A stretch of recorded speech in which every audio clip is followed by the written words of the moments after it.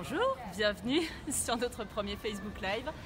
On est une équipe de 3 aujourd'hui pour ce premier essai. Je suis Chloé, je m'occupe des réseaux sociaux de l'Office de tourisme. Derrière la caméra, on a Lydie. Voilà, coucou Lydie. Et puis c'est Manu qui va vous présenter le premier bâtiment. Donc aujourd'hui, pour ce premier Facebook Live, le premier bâtiment qu'on vous propose, c'est les coulisses d'un bâtiment qu'on connaît bien. C'est le donjon du Capitole où se trouve l'Office de tourisme. Vous êtes peut-être rentré à l'intérieur, vous avez vu qu'il y a un escalier qui part dans les étages. Et bien c'est ici qu'on vous amène. On vous amène au premier étage et on vous amène même tout en haut de la tour sur les coursives, le chemin de ronde. Voilà, pour tout cela, on a Manu. Bonjour à tous. Emmanuel, dites Manu, qui va nous présenter le bâtiment. Alors, c'est du live, ça veut dire que vous pouvez poser des questions et puis on va essayer d'y répondre. Et surtout, c'est le premier, ça veut dire qu'on va certainement faire des petites boulettes techniques. Vous serez indulgents, j'espère, et puis on sera meilleur sur la seconde. Allez, c'est parti. Super, écoute Chloé, je suis ravie de faire ce premier Facebook Live avec toi, Ouais. avec vous. Donc juste avant d'entrer dans les coulisses du donjon, on va rapidement le replacer dans son contexte. Vous êtes ici sur l'ancien Capitole, qui est toujours à l'ancienne maison commune. Donc c'est là qu'à la fin du XIIe siècle, Moyen-Âge, les consuls de la ville, qu'on appelle ici les capitouls, capit, caput, la tête, le chef, ils s'installent ici, dans ce qu'est actuellement le square Charles de Gaulle, près de la tour Charlemagne. Et ils vont fonder leur maison commune, c'est-à-dire leur lieu de travail. C'est là qu'on offre politique et justice à la ville. Il faut avoir beaucoup d'imagination parce que ça occupait vraiment une grande surface. C'était très hétéroclite, mais il y avait un arsenal, la salle du grand consistoire, une chapelle privée pour les capitouls. Dans la rue du poids de l'huile, il y avait les poids communs où l'on pesait les oléagineux. Il y avait le logis de l'écu où l'on accueillait les troubadours, les poètes, les musiciens, tout un ensemble qui malheureusement va être détruit au XIXe siècle, grand siècle de l'urbanisme. À Paris, le baron Haussmann perce la ville. On en fait de même à Toulouse, avec, vous la connaissez toute, la rue Alsace-Lorraine, la rue du shopping. Donc on va détruire le Capitole et on ne va garder de l'époque que cette tour, qui est juste derrière moi, qui est mon lieu de travail actuel, la tour des Archives. C'est un bâtiment des années 1525-1530. Elle est faite en briques et en pierre. Et c'est dans cette tour que les capitouls au rez-de-chaussée se réunissaient dans la salle du petit consistoire pour prendre de grandes décisions. Ces capitouls qui étaient 8 capitouls en charge de gouverner la ville, c'est un peu le conseil municipal de l'époque. Et au premier étage, où on va monter dans un instant, ils déposaient tous les actes municipaux, les documents officiels de la ville, les clés aussi. Et chose incroyable, ils y déposaient la poudre. Alors on a eu beaucoup de chance, ça n'a jamais explosé, mais c'est un non-sens toulousain. On ne sait pas pourquoi les capitouls déposaient à côté des actes municipaux la poudre. Bon, le bâtiment a survécu, il a été restauré, on en parlera tout à l'heure, notamment au niveau de sa toiture. Mais voilà, vous avez un bel édifice 1525-1530, très massif, très militaire. Regarde Lydie, les échauguettes dans les angles. Il y en a 4. Il y a un chemin de ronde, on ira tout à l'heure, il y a des machicoulis, il y a des créneaux, il y a des merlons. En fait, la tour des Archives, elle est construite pendant les guerres d'Italie. Donc les capitouls, les consuls se disent que s'il y a un monument qui doit être imprenable s'il y a un siège, si Charles Quint, les troupes de Charles Quint entrent dans la ville, ça doit être celui qui possède les actes municipaux, les documents officiels. Voilà pour le petit côté historique. Ce qui est intéressant de souligner avant d'entrer, c'est qu'aujourd'hui encore, le pouvoir municipal à Toulouse, il se fait ici, puisque le bureau de monsieur le maire est juste à côté, et les Toulousains se réunissent tous place du Cap. On y entre? On y va? C'est parti. Allez, c'est parti.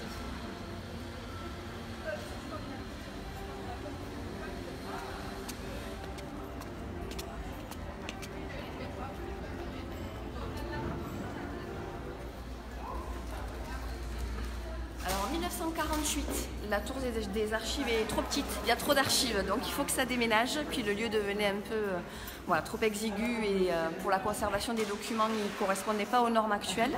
Donc on déménage les archives et depuis 1948, c'est l'Office de tourisme qui est ouvert tous les jours. J'espère que vous êtes déjà rentrés.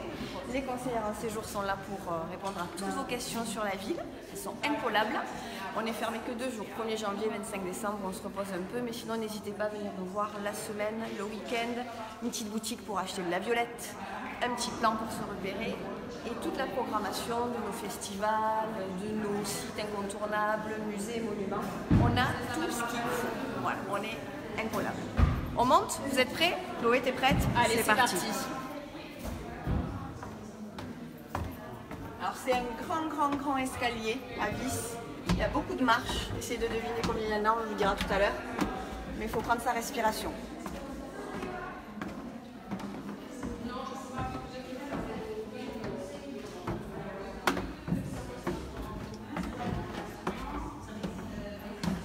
Ici, Lilith a une très belle vue sur les voûtes. Parce qu'un certain Viollet-le-Duc, on va reparler tout à l'heure, un célèbre architecte français au 19e, va restaurer la tour des archives et va enlever une charpente qui était trop abîmée pour y mettre cette jolie voûte sur croisée d'ogives qui date du 19e avec des personnages fantastiques, un peu hybrides. Ici on a un singe, on peut avoir des chats à double tête, donc c'est une des beautés du lieu, vraiment, la voûte de Viollet-le-Duc. Allez, on continue.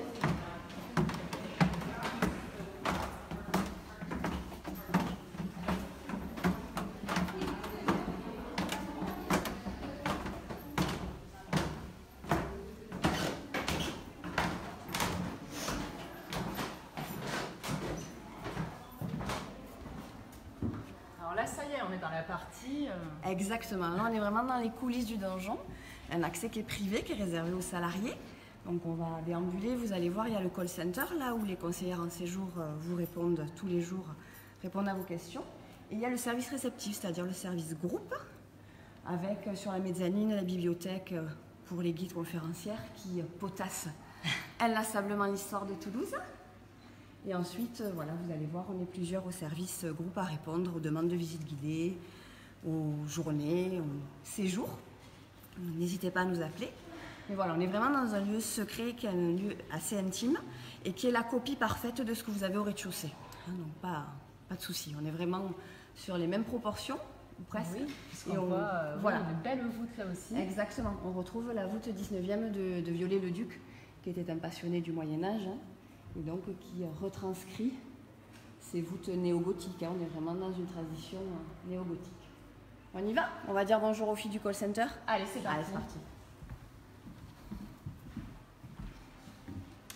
Et bonjour. Bonjour les filles. Salut. Voilà, donc il y a Nathalie et Monique qui font partie des services accueil, donc conseillères en séjour, qui sont là pour répondre à vos demandes. N'hésitez pas. Là, il y a un tout petit escalier à vis. Après le grand qu'on vient de monter, celui-là, même pas peur. Et il dessert, comme je vous disais, la mezzanine. Voilà. Mais nous, on va aller dans un lieu un peu plus insolite. Attention, c'est parti.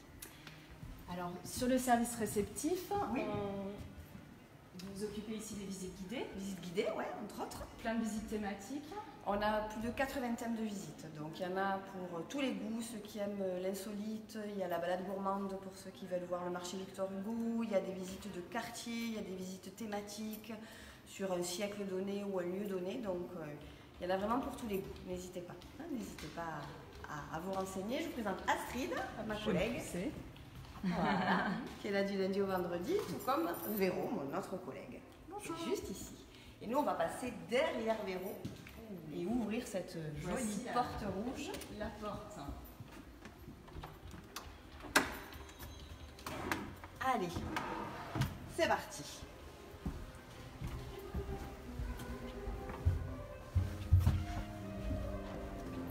Un autre escalier à vis, en pierre cette fois-ci.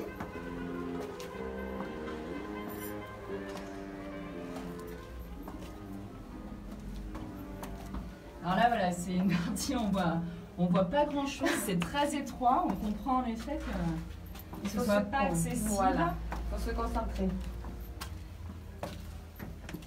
Voilà. On voit aussi les petits confettis du passage des festivaliers du carnaval. Tout à fait. C'était en avril dernier. Si je dis pas de bêtises. Oui. Voilà.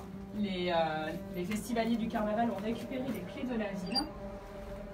Ils sont descendus en rappel sur la façade. Ouais. Et donc on a les traces. C'était un joli moment. Allez. Oh. Waouh. Impeccable.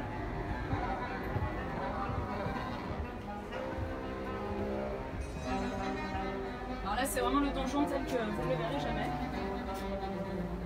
Là c'est en exclusivité, rien que pour vous.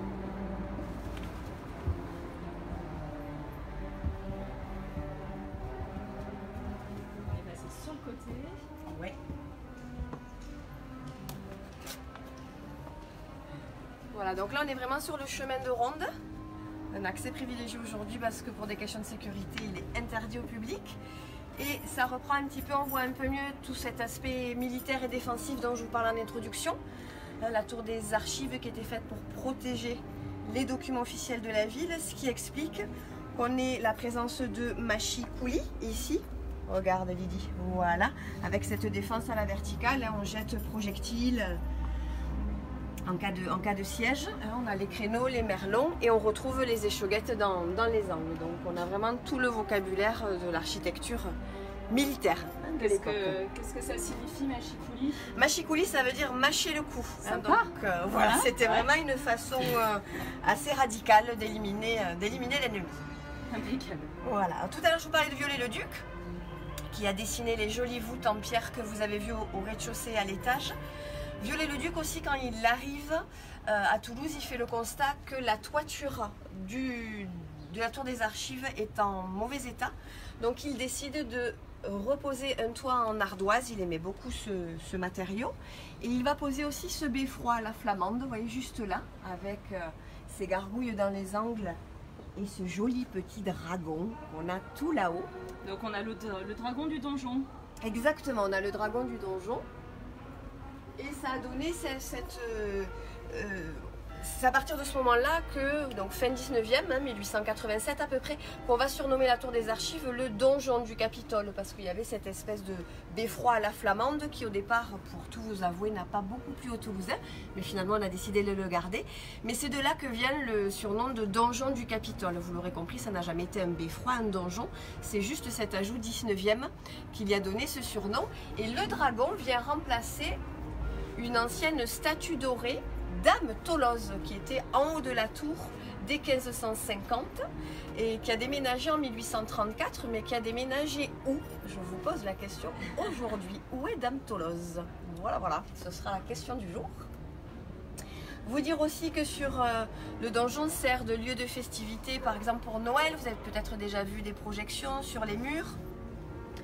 C'est un lieu qui est très animé de par sa position aussi actuelle, on entend de la musique, il y a le marché bio tous les mardis, tous les samedis, il y a les mariages, on est juste derrière le Capitole, donc c'est vraiment un lieu de vie.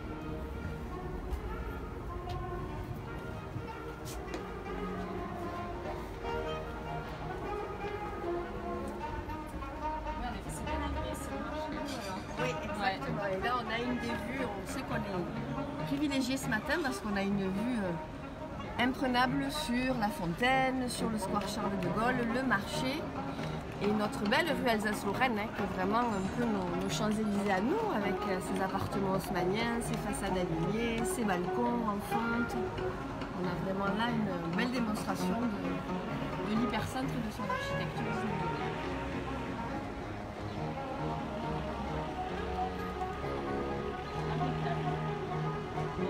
Alors, est-ce que quelqu'un sait où est Dame Toloz? Est-ce que vous avez des questions pour Manu? C'est le moment de les poser. Vous avez Manu à disposition. Ouais. Non. Bah, a priori non. Et alors par contre, non, les gens ne savent pas où est Dame Toloz. Alors Dame Toloz, elle a déménagé sur la colonne du Puy. Quand vous allez... Oui, en effet, on voit bien. Voilà, comme vous êtes à la Halle-au-Grain. Exactement, ouais. Tout en haut de la colonne. Alors pour être très juste et très honnête avec vous, c'est une copie aujourd'hui. L'original, on l'a protégée dans le musée des Beaux-Arts, musée des Augustins, parce qu'elle était trop fragile. On a fait un moulage et on l'a replacée, mais ce n'est pas l'authentique. Voilà, donc elle dort au musée des Augustins. Et elle a été un temps, de 1834 à 2005, elle a été sur la colonne du Puy. Voilà, elle a déménagé, mais elle est toujours dans les cieux, on va dire. Elle est toujours en hauteur. Dans les airs, ouais. Voilà, exactement. Voilà. Bon, bah super, c'était très intéressant. Merci Manu. Merci à vous. J'espère que ça vous a plu. Alors, c'était donc encore une fois un premier essai. Voilà, on va en tirer des leçons. Voilà, on va dire que c'est bon. Et du coup, on vous donne rendez-vous dans un mois pour d'autres coulisses. Et cette fois-ci, on aimerait bien vous emmener dans les Jacobins, dans le clocher des Jacobins. Là aussi, un endroit qui normalement est interdit au public et qu'on va... on va prendre de la hauteur aussi. Voilà, d'ouvrir pour vous. Merci de nous avoir suivis. À bientôt.